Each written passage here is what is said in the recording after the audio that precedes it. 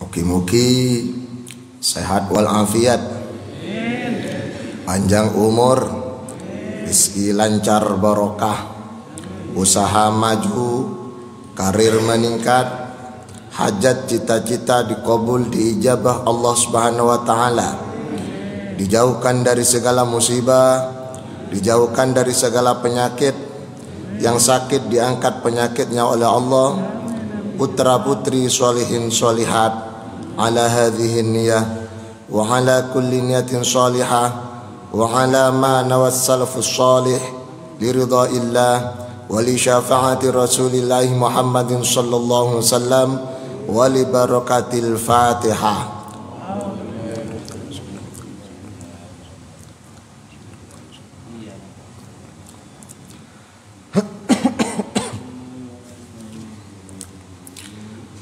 Allahumma sholli ala Muhammad.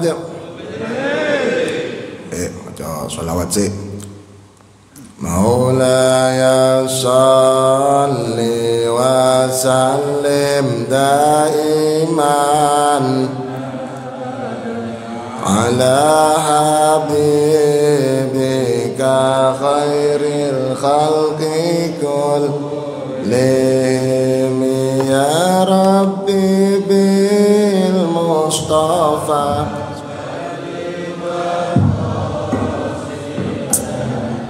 waghfir lana ya wasi'al karami Muhammadun sayyidul kaunaini wa thaqalaini wal fariqaini min urbi wa min ajami huwal habibul ladzi turja atuhu li kulli hawlin minal ahwali muqtahami ya arhamar rahimin rahimin ya arhamar rahimin farij alal muslimin sallu ala nabi Muhammad. Bapak sehat? Ibu sehat? Alhamdulillah. Pun karena sudah sehat semua, alhamdulillah. Saya bulan kemarin nggak kesini, ada kegiatan di luar, sampai kangen. Saya nggak ketemu sebulan seperti 10 tahun. Karena jamaah Masjid Babus Salam itu jamaahnya tiang sai sedoyo, orang soleh-soleh semua. Karena ketua yayasannya namanya Bapak Ustadz Soleh, nggak hadir orangnya nih. Wa an Abi Sa'id Al-Khudri radhiyallahu an, dari sahabat Abu Sa'id Al-Khudri. Abu Sa'id itu termasuk salah seorang sahabat yang banyak meriwayatkan hadis. Ada beberapa sahabat, 7 sampai 10 sahabat itu yang terkenal pembawa sunnah, pembawa hadis, periwayat hadis. Yang paling besar adalah Abu Hurairah, 5.373. Itu hadis yang diriwayatkan oleh Abu Hurairah. Ibnu Abbas sekitar 2.000, Abu Sa'id Al-Khudri sekitar 1.000 sekian.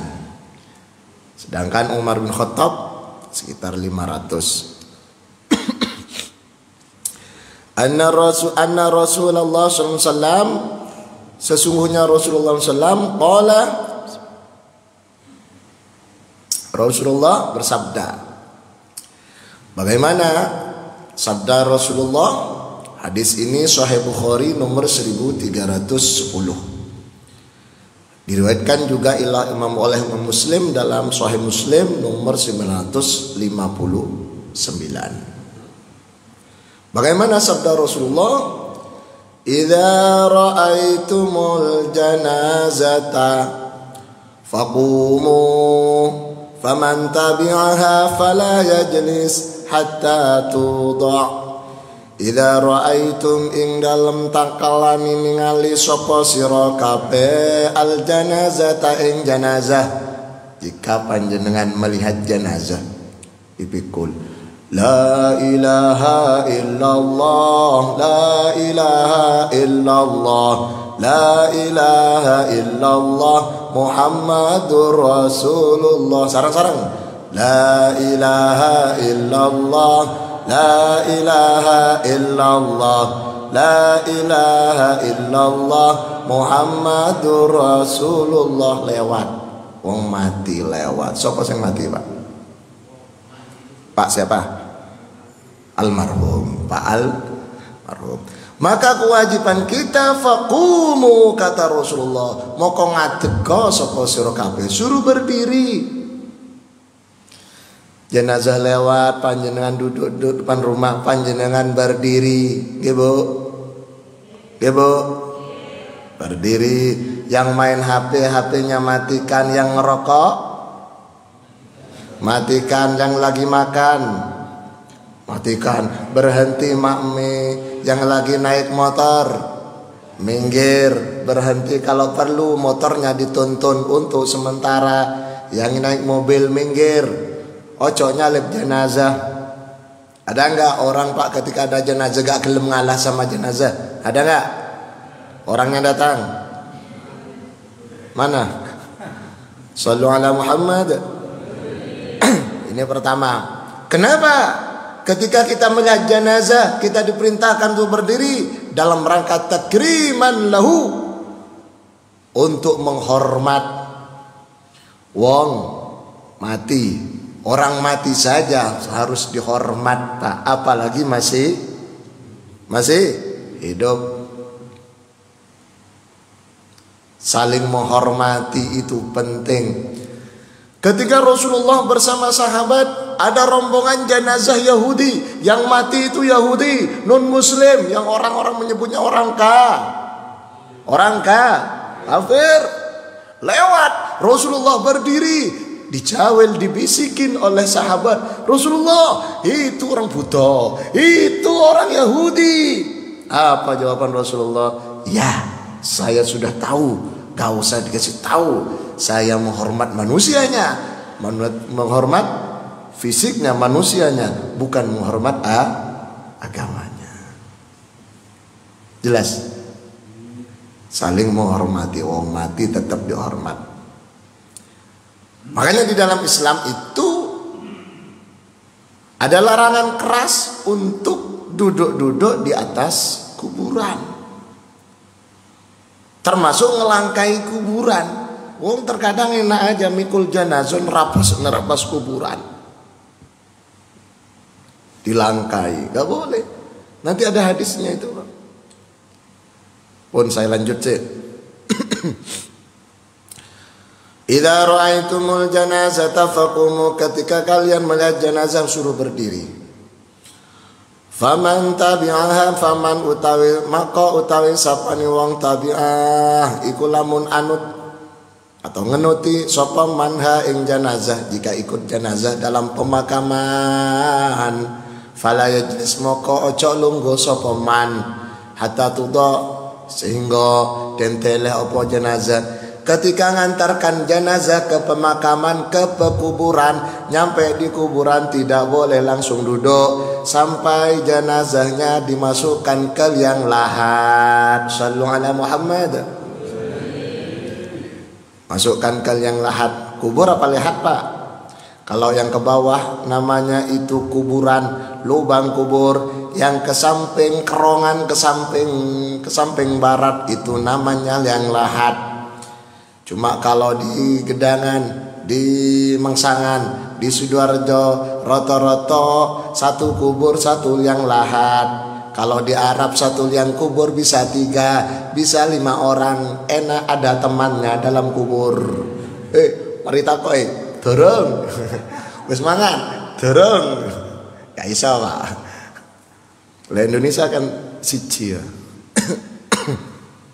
Pun sampai jenazah itu ditaruh dalam yang lahat, ditutup, selesai, baru boleh duduk.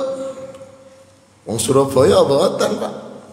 Pokoknya nyampe kuburan, Pak, ada kuburan sing dicor, ana kuburan sing no semene langsung lungguh ngerokok.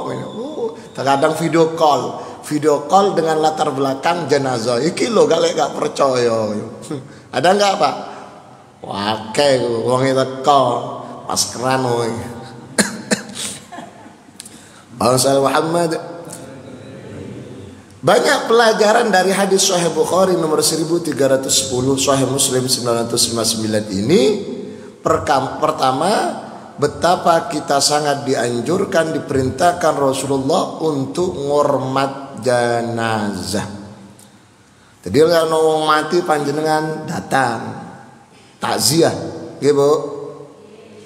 Panjenengan takziah napa boten? Jenengan lek takziah tak kandhani. Ojo pakai kelambi sing anyar-anyar, sing api-api, ojo macak koyok manten. Iku ngelayat, Bro. Tutup manten, kelambian biasa. Kincu-kincu tipis-tipis mawon, ojo tebel-tebel. Bedake titik ae, pokoke ketok ayu, ya. Celak ojo tebel-tebel. Biasa aja. Khawatir tersinggung sahibul musibahnya. Ya, nggih. Terus ojo ngerokok lek iso. Apa mali sebelah jenazah sakno sing mati iku mambu rokok, ditakoki malaikat. Sebelum takoki marabbuka, iki kok mambu rokok? Mas, sampean ngerokok? Boten malaikat. Iku kok mambu rokok? Iku Dul Karim itu. Dul Karim. Dul Karim ngerokok sebelah jenazah, Pak. Ana sing jeneng Dul Karim. Apa enten? Jenengan Dul Karim. Boten. Dul Karim. Wa sallam Muhammad. Nih, satu. Yang kedua, kita kewajiban atau dilarang oleh Rasulullah untuk duduk sebelum jenazah itu di apa namanya? Dikubur. Maka berikutnya adalah tambahan dalam Sahih Muslim. Hadis Sahih Muslim nomor 970, ada larangan dari Rasulullah. Naha Rasulullah sallallahu alaihi wasallam ayujassasal qabru. Naha Rasulullah melarang keras, ngelarang Rasulullah naha ketika hadis menggunakan kata naha nahi, maka itu berarti larang keras, hukumnya haram. Apa yang dilarang Rasulullah? Ayujassasal qabru, kuburan dicor, kuburan disemen, kuburan dihias. Itu dilarang, Pak. Termasuk apa? Pincet apa? Kicing yang itu yang nggak boleh itu, Pak ya. Kenapa tidak boleh? Sebab kalau dicor kuburan Cina, kayak kuburan Londo, gak iso diganti, Pak. Gimana? Kan gantian di kuburan tuh gantian. Tanai pas-pasan Surabaya, Sidoarjo nggih mboten ceringkik-ceringkik. Kalau dicor berarti selamanya permanen, makanya tidak boleh dicor. Pen gantian. Besok-besok kalau sudah 100 tahun, 200 tahun wis acur kabeh diganti yang lain. Gantian, nggih Pak. Termasuk panjenengan sedaya nggih mboten? Kok wedi? Panjenengan sedaya. Sebab semua kita ini mati, Pak, betul. Tapi gak ngerti panjenengan duluan atau saya yang belakangan. Lah kan nggih mboten. Bisa panjenengan duluan, saya belakangan, atau saya belakang jenengan duluan. Kan sama aja. Maksudnya sama, saya belakangan. Mungkin panjang umur. Tidak boleh dicor, disemin, di apa namanya? Kijing. Wa ayyaqada alaihi, tidak boleh duduk di atas kuburan. Duduk santai. Duduk saja gak boleh, Pak. Apalagi gendaan. Itu di dekatnya mana itu? Nah, saya habis pengajian mesti lewat sana malam-malam jam 10 jam panggil. Pak Ustad surbanan ketok Ustad. Sorry ya, diskon 50% tahun baru ya. Di atas kuburan Pak. Droko itu Pak. Gak oleh Pak ya? Gak oleh. Duduk di atas kuburan, ngopi di atas kuburan, ngedudoro. Gak boleh. Termasuk ngelangkai kuburan. Mikul jana gak boleh itu. Kalau memang terpaksa kuburannya ceringkik-ceringkik, kan ada kalau Surabaya sesek Pak. Maka berusaha kita untuk lewat di selah-selahnya. Ini kuburan wakeh. Maka kita gak boleh melangkah nginten Pak. Jadi ketika mikul jenazah, la ilaha illallah, ini jenazah Pak. La ilaha illallah, la ilaha illallah, la ilaha illallah, Muhammadur Rasulullah. Cuma nginten trapas kabeh. Biasanya wong gak mikir Pak, pokoknya yang penting jenazah nyampe lubangnya. Hati-hati ku lewatnya. Gak oleh. Siapa yang biasa mikul jenazah? Mereka jenengan. Hati-hati Pak. Abah Karim. Wa yubna alaihi. Rasulullah juga melarang keras dibangun semacam rumah-rumahan. Gak boleh Pak. Loh katanya kalau ulama, orang soleh, orang baik boleh dicor, boleh dibangun. Boleh jika itu yang meninggal ulama, orang besar, tokoh agama, orang soleh, orang baik. Tapi jika dikuburkan di kuburannya sendiri, tanahnya sendiri, bukan pekuburan umum. Ini catat Pak. Orang soleh, ulama besar meninggal, ada sebagian ulama fikih yang memperbolehkan untuk dihias ataupun dicor, disemen dengan catatan tanahnya sendiri, bukan tanah wakaf, bukan tanah umum, pekuburan umum. Sebab kalau pekuburan umum itu nanti akan diganti oleh yang lain. Iya. Kalau dipakai, kalau di Maklah, di Mekah itu Pak, nggak ada Pak yang di paling banter kayak watu, nggih. Karena memang gitu. Kalau batu nisan boleh apa tidak? Jawab. Sing iso jawab tak kewe. Kok gak ono Pak? Boleh. Batu nisan itu dianjurkan. Tapi nyun sewu, panjenengan pesen batu nisan ojo larang-larang. Sing murah-murah biasa aja. Tulisan nggak usah terlalu banyak, full. Masa batu nisan Pak ditulisi Bismillahirrahmanirrahim, Inna lillahi wa inna ilaihi raji'un, wa ilahukum ilahu wahid, la ilaha illa huwa rahmanir rahim, Allahu la ilaha illa huwal hayyul qayyum, la ta'khudhuhu sinatun wa la naum. Belakangnya Al-Fatihah. Gak oleh itu. Sebab apa? Sebab kalau batu nisan ditulisi Al-Fatihah, nanti kalau orang lewat ngelangkai, itu bagian dari Quran hukumnya. Termasuk ada unsur istihza, unsur sukhriyah, hukumnya haram. Do you understand? Ini penting. Termasuk panjenengan buat undangan akikoh, undangan tahlilan, undangan tasyakuran, lek saged tak usah ditulis Bismillahirrahmanirrahim. Kuatir wong awam, wong sing gak ngerti ono bismillah langsung mari diwaca di gua nang sampah. Kan gak boleh itu Pak. Makanya gak usah megaya, undangan ditulis Bismillahirrahmanirrahim, Assalamualaikum warahmatullahi wabarakatuh, Bismillahirrahmanirrahim, Alhamdulillahirabbil alamin, wassalatu wassalamu ala sayyidil mursal. Gak usah. Dengan hormat diharap kedatangannya titik tek tek tek mari ngono Pak. Sing penting wonge teko, undangan wapi gak ono sing teko. Siji. Nomor 2, dari penjelasan ini ada satu kebiasaan ketika panjenengan saya maca Yasin, tahlilan, kemudian panjenengan acara undangan, kan maca Yasin Pak. Yasin itu yang Yasin ada gambarnya orangnya, yang mati ada gambarnya almarhum titik-titik dan seterusnya. Kemudian setelah baca Yasin biasanya orang itu baca Yasin, Yasinnya ditaruh di bawah. Ini banyak ditaruh di karpet, itu gak boleh. Quran itu ditaruh di bawah tidak boleh, harus dihormat, minimal di pangku. Di pangku, ditaruh di atas bangku, di atas bantal. Kalau taruh bawah hukumnya haram. Nggak boleh. Enak aja orang terkadang habis baca Yasin dilempar, kumpul no, cetak. Ada nggak Pak? Wah itu yang jawab itu. Betul ya. Nggak boleh itu Pak.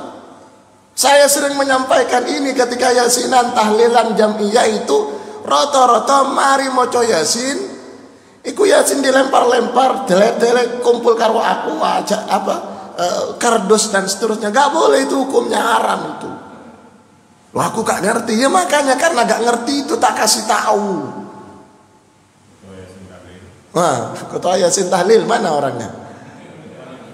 Oh jenengan.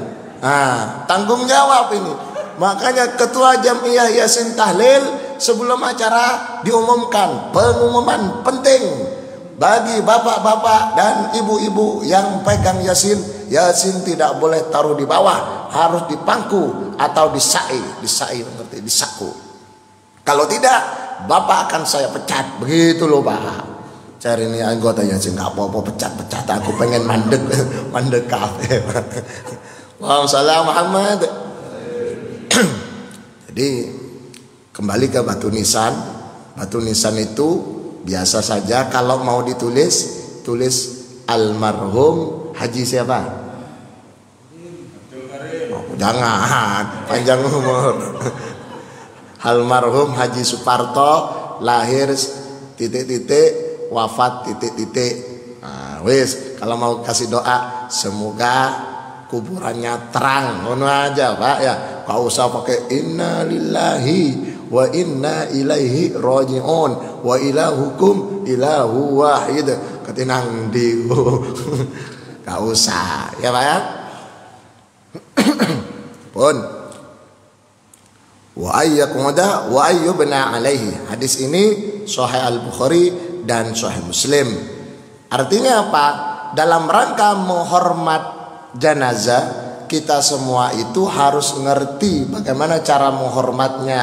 Orang terkadang pengen menghormat jenazah sampai jenazahnya itu disuek-suek no, dilama-lamain, ditaruh di ruang tamu untuk dibacain Yasin berapa kali, ditahlilin, taruh masjid lama-lama no Pak, di bacaan itu diperbanyak, dikira itu lebih baik Pak. Padahal jenazah itu kalau mati asri'u bil jenazah, segera kuburkan, segera, jangan ditunda. Jelas? Bukan berarti larangan baca Yasin, bukan coy.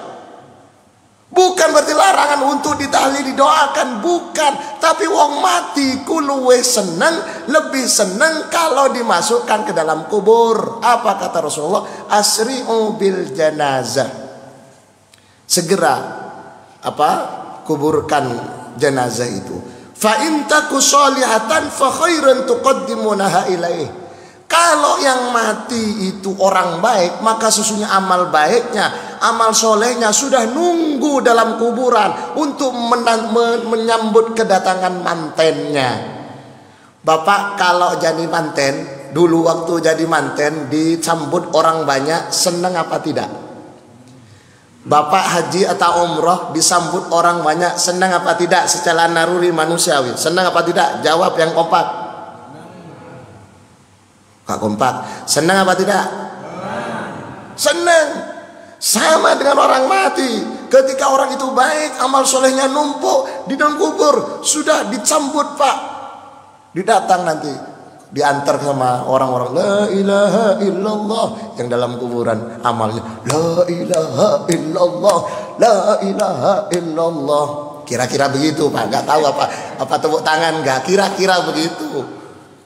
In fa innaku sholihatan fa khairun tuqaddimunaha. Kalau yang mati baik sehingga disuruh segera dimakamkan.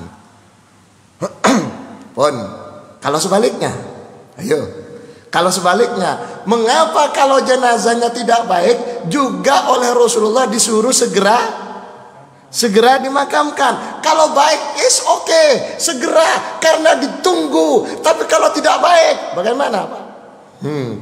Wa in taku siwa dzalika fasyarrun tad'unahu an mirqabikum, muttafaqun alaih. Jika yang mati tidak baik, maka sesungguhnya baik bagi kalian. Kalian tidak dekat-dekat dengan jenazah yang tidak baik. Jenazah yang penuh dosa itu silakan kembalikan ke dalam kuburan, biar kalian gak dekat-dekat dengan orang baik. Kalau mikul juga tidak mikul orang-orang yang tidak baik. Berarti ada manfaatnya, ada filosofinya. Kalaunya orang baik, berarti sesungguhnya dia lebih senang dimasukkan dalam kubur karena sudah ditunggu kebaikannya. Kalau tidak baik, maka yang hidup itu jadi baik karena jauh dari orang yang tidak baik. Pelajarannya berarti kula panjenengan saya dianjurkan untuk jauh-jauh dari orang yang tidak baik. Anil mar ila tas'al wa abshir qarinahu fa inna qarinam bil muqarini yatadi wa in kana dha syarrin fajannibhu sur'atan wa in kana dha khairin faqarinhu tahtadi. Singkatnya kata Imam Az-Zarnuji dalam Ta'limul Muta'allim, orang itu kalau ingin tahu apakah baik atau tidak tergantung gembulani. Kalau kumpul dengan orang tidak baik, masta mambu tidak baik. Kalau kumpul dengan orang baik, mambu baik. Maka di dalam Islam dianjurkan untuk sering-sering kumpul dengan orang-orang baik. Bahkan riwayat Imam Ad-Dailami dan Imam Hakim, Rasulullah katakan di antara 4 kebahagiaan manusia mukmin muslim di Indonesia, di antara 4 kebahagiaan adalah wa khulata'uhu sholihin. Orang akan bahagia ketika punya gembulan komunitas sholihin yang soleh-soleh. Di masjid ini solehnya cuma 1, Rasul Muhammad. Nah, jelas Pak ya. Jadi suruh segera dimakamkan. Wong terkadang gaya ditunggu. Saya tunggu anake nang di Malaysia. Wis telepon dorong. Akhir Pak sampai sak minggu gak teko Pak. Sakno sing mati. Bagaimana ini Ustaz kalau terpaksa ditunggu? Kalau memang terpaksa ditunggu ada satu hal yang belum selesai urusannya, fathalatatu ayyam, 3 hari. Rasulullah wafat hari Senin, dimakamkan hari Rebo. Kenapa Pak? Karena ditunggu proses penggantinya Rasulullah, yaitu pemilihan khalifah, sekaligus nunggu Abu Bakar yang masih luar kota. Sehingga ulama fikih sepakat, jika memang terpaksa jenazah itu ditunda, terpaksa Pak, maka maksimal 3 hari. Tidak boleh sampai seminggu. Saya tanya ke salah satu rumah sakit penjaga jenazahnya, Pak, ini jenazah sudah berapa hari? 4 bulan Pak Ustaz. Oh, tadi es Pak, es krim. Kan dimasukkan peti es itu, tadi es. Wah ruwet itu Pak.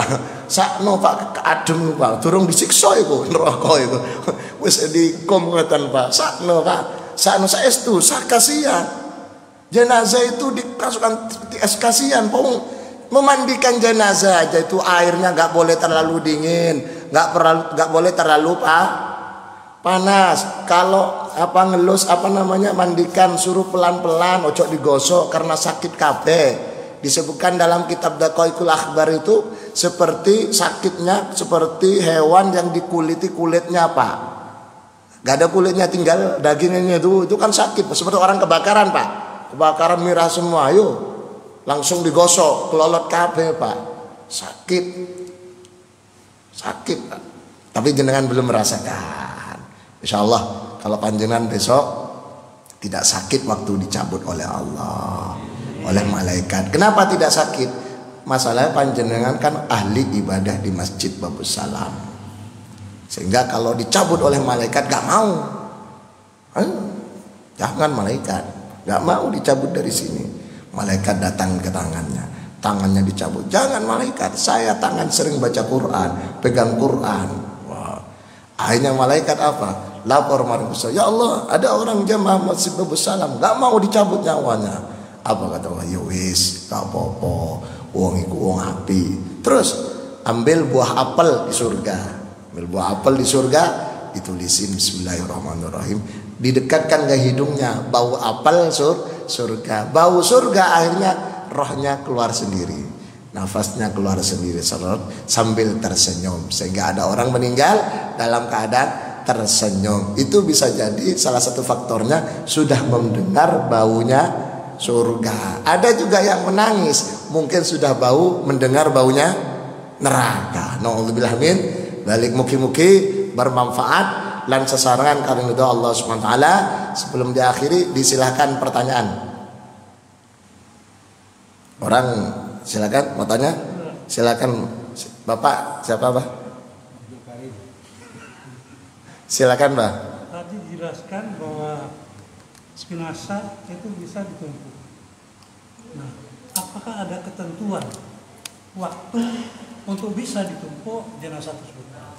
Karena ada yang harus ada sekian tahun dan sebagainya. Jadi ketika perang Badar, perang Uhud ya, Badar dan perang Uhud, banyak korban syuhada yang meninggal. Kemudian biar tidak terlalu banyak lubang, akhirnya oleh Rasulullah satu kubur diisi dua, satu kubur diisi lebih dari satu. Dalam keadaan darurat diperbolehkan satu kuburan itu isi dua. Namun pada perkembangannya, karena dulu memang begitu Pak, jadi satu kubur diisi dua, bahkan diisi banyak, seperti korban-korban tsunami dan seterusnya. Pada perkembangannya, untuk dalam keadaan normal diperbolehkan satu kubur itu kemudian lahatnya yang berbeda. Jadi yang penting lahatnya itu Pak, lahat itu yang ke samping itu. Kalau kuburan di Arab itu turun ke bawah, kuburannya berapa meter, misalkan 4 meter, 5 meter, kemudian dilubangi seperti rak itu harus satu, itu ojo dua Pak, ojo dua. Walaupun suami istri jangan dimasukkan satu liang lahat, gak manfaat, gak ada gunanya Pak kalau sudah mati Pak ya. Kecuali masih hidup dimasukkan ke liang lahat, jadi mati Pak. Angkatan ya. Jadi kalau dalam keadaan darurat, misalkan terlalu banyak jenazah korban, sehingga biar gak terlalu capek galinya, boleh dimasukkan 2 orang dalam satu kubur. Tapi dalam keadaan normal gak boleh Pak. Dalam keadaan normal tidak boleh mengumpulkan 2 jenazah. Kapan hari katanya ada kakak adik di daerah Jawa Barat yang meninggal, Jawa Tengah, yang meninggal, kemudian wasiat suruh kumpulkan kuburannya. Akhirnya satu kuburan dikasih semacam pembatas tembok. Di kuburan itu boleh. Kenapa? Karena ada pembatasnya. Tetap itu dianggap 2. Yang nggak boleh itu lubangnya satu, itu tumpuk cecer gitu Pak. Kecuali darurat, terlalu banyak uang mati. Ngerti nggih? Kira gitu. Ada lagi? Maksudnya akan ditumpuk lagi itu ada waktu enggak? Misalnya 5 tahun, 10 tahun boleh. Jadi kuburan atau jenazah yang sudah hancur, sudah habis, itu boleh dibongkar Pak. Artinya boleh ditempati oleh jenazah lain yang baru. Namun kalau masih utuh gak boleh Pak. Seperti contohnya dulu di Makla kalau gak salah ya, kasusnya Sayyid Maliki. Ketika beliau wafat dapat 1 tahun, kan biasa tradisinya di sana dibuka. Ternyata jenazahnya masih utuh, tambah seger Pak. Ditutup lagi 2 tahun dibuka, tetap masih seger. 3 tahun dibuka seger, akhirnya dicor permanen. Nah, makanya Bapak besok kalau meninggal 1 tahun dilihat Pak. Nah, masih utuh langsung jangan dipermanen, artinya apa? Ditutup. Itu kalau di Arab begitu Pak. Kenapa? Gantian Pak. Jadi di Arab itu gak permanen, yang ininya bisa buka tutup itu ke samping itu. Termasuk makam-makamnya para wali para ulama yang ada di mana, di Masya Allah, di Kairo. Saya tahu sendiri waktu pemakaman itu ternyata memang gitu, semacam ada apa namanya itu, sekat-sekatnya itu. Nah, ngerti nggih? Saya kira gitu. Tahunnya tidak tentu, bisa jadi setahun itu ajur kabeh. Wong itu saya wake. Ojo setahun, seminggu wis ajur kabeh. Makanya jenazah itu terkadang wong mati kalau digali terkadang kepalanya ada di sebelah selatan, kakinya sebelah utara. Padahal waktu menguburkan kepalanya di utara, kakinya kok bisa kepalanya ke sana. Ada sebagian yang menganalisa itu karena acur dihancurkan oleh malaikat dosae. Wake, cari nih Pak, nggak ngerti ya. Silakan yang lain, monggo. Waktu perang Badar itu kan ketika pemuka Quraisy banyak yang meninggal, setelah dikubur itu kan Nabi bilang, hai si Abu Jahal ini kan seperti itu. Setelah itu banyak sahabat bertanya, itu kenapa Nabi berbicara dengan lain-lain seperti itu? Mereka mendengar dengan sejelas-jelasnya. Apakah itu salah satu dalil yang mengadakan talqin mayat itu? Jadi kalau dalilnya talqin mayit itu bukan bukan hadis itu, bukan cerita tentang Badar. Cerita tentang Badar itu hanya penegasan bahwa mereka itu adalah musuh Islam. Mereka itu adalah orang-orang yang menentang Islam. Kalau dalilnya tentang tentang talqin itu kan ngajari. Salah satunya adalah yang diriwayatkan oleh Imam At-Tabrani, kemudian Imam Al-Hakim Sahih Abu Daud dari sahabat Damrah bin Habib, dari tabi'in ya, tabi'in ini berarti hadisnya hadis mauquf. Hadis yang diriwayatkan bunyinya langsung menggunakan bahasa tabi'in itu hadis mauquf, hadis maktub. Sedangkan kalau sahabat mauquf, ketika Rasulullah yang mengucapkan langsung namanya hadis marfu. Apa? Kanu yastahibbuna idza suwiya 'ala mayyiti qabruhu wa ansarafa an-nasu anhu ayqala 'inda qabrihi. Ketika mereka mengantarkan mengantarkan jenazah, mereka pulang semua, maka kebiasaan dari sahabat juga berbicara di atas kuburan. Kul ya fulan, Sudirman, Haji Abdul Karim, misalkan, Pak siapa? Kul, katakan la ilaha illallah, la ilaha illallah, la ilaha illallah. Ya fulan, siapa yang meninggal itu? Kul Rabbi Allah wa dinil Islam wa nabiyyi Muhammad, dan seterusnya. Ini kemudian ada yang lebih lengkap. Sayati malakani mungkarun wa nakir yas'alani ar-rabbika qul Allahu rabbi wa Muhammadun nabiyyi, dan seterusnya. Saya gak hafal Pak, gak pernah baca talqin Pak. Nah itu ini dalilnya. Kalau tentang Badar itu penegasan terhadap yang hidup ataupun yang mati. Apakah orang mati itu mendengarkan? Dengar. Bahkan orang meninggal itu bukan hanya dengar suara, ngerti suara sandal, hatta yasma'u sautan ni'al, sampai mendengar suaranya sandal orang lewat itu dengar. Cuma yang hidup yang enggak dengar. Orang mati itu di alam barzakh itu namanya alam gaib. Kalau orang hidup alam dunia namanya alam syahadah. Sehingga adalah alam syahadah, alam gaib. Biasanya alam gaib bisa menyaksikan yang syahadah tidak bisa menyaksikan alam gaib. Itu kebijakan Gusti Allah, kasih sayang Gusti Allah terhadap umat Islam, terhadap manusia. Coba bayangkan, alam gaib bisa menyaksikan alam syahadah. Alam syahadah kita tidak menyaksikan. Andaikan Allah membuka tabir pemisah alam syahadat alam gaib, misalkan panjenengan bisa lihat siksa kubur, bisa lihat setan, insya Allah gak ada orang maksiat Pak. Lewat kuburan ketok disiksa, aduh, nyolong peti Pak.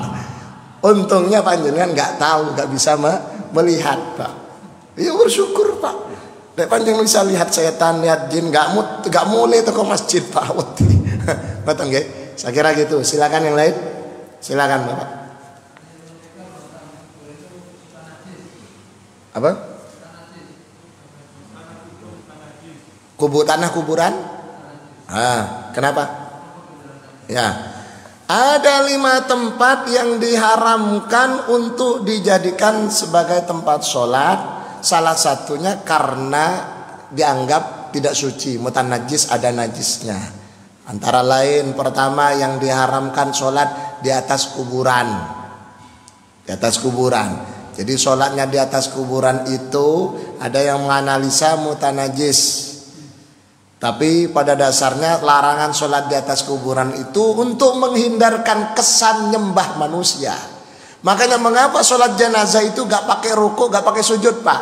Nok mati gak pakai gini, gak pakai, Pak. Kenapa? Sebab kalau sholat jenazah pakai ruku dan sujud, kesannya menyembah menungso, sehingga itu pun menjadi dasar tidak boleh sholat di atas kuburan. Apa kuburan itu mutanajis?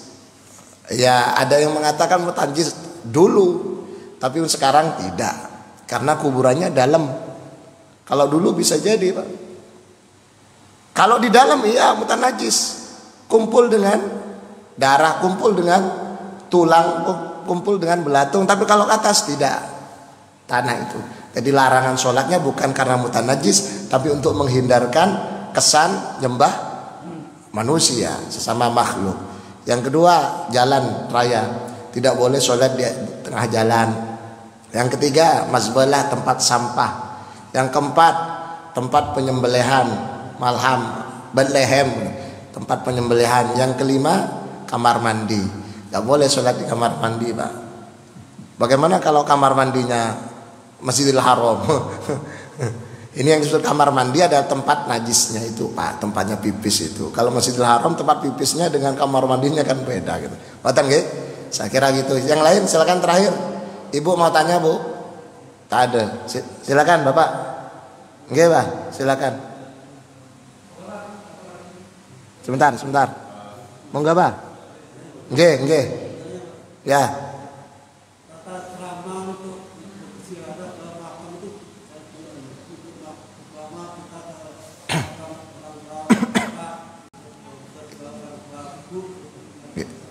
Terima kasih.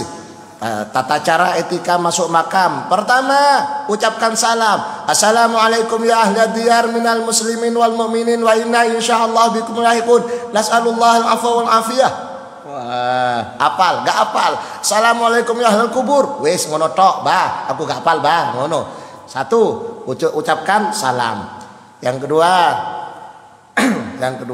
kalau bisa ziarah kubur itu panjenengan berdiri, gak usah bawa kloso, apalagi bawa bantal, gak usah.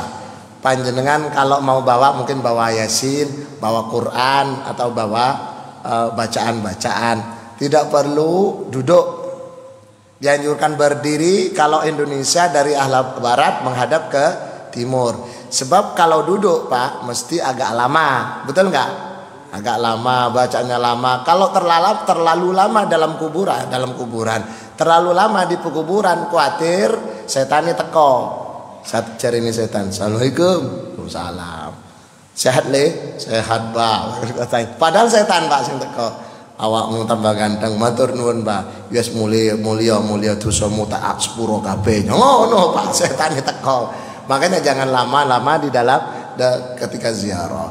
Sekedarnya berdoa pada Allah, bacakan Fatihah, bacakan Al-Quran, atau bacakan Yasin, kemudian berdoa, doakan itu ahli kubur. Doanya pada siapa? Pada Gusti Allah. Setelah itu doa selesai pulang, tidak perlu elus-elus batu nisan. Nggih, Pak, nggih? Ngoten singkatnya. Silakan belakang tadi. Mana tadi yang mau tanya? Hah? Silakan yang lain. Tadi ada yang belakang? Tak ada. Baik. Tak ada, tak apa. Mugi-mugi bermanfaat. Lan sasaran kalian ridho Allah Subhanahu wa taala. Kita akhiri dengan pembacaan wal asyri bersama-sama. Bismillahirrahmanirrahim. Wal 'asri innal insana lafi khusrin illa alladziina aamanu wa 'amilus shalihati wa tawassaw bil haqqi wa tawassaw bis sabr. Subhanakallahumma wa bihamdika asyhadu an la ilaha illa anta astaghfiruka wa atubu ilaik. Shalom walhamdulillahirabbil alamin. Assalamualaikum warahmatullahi wabarakatuh.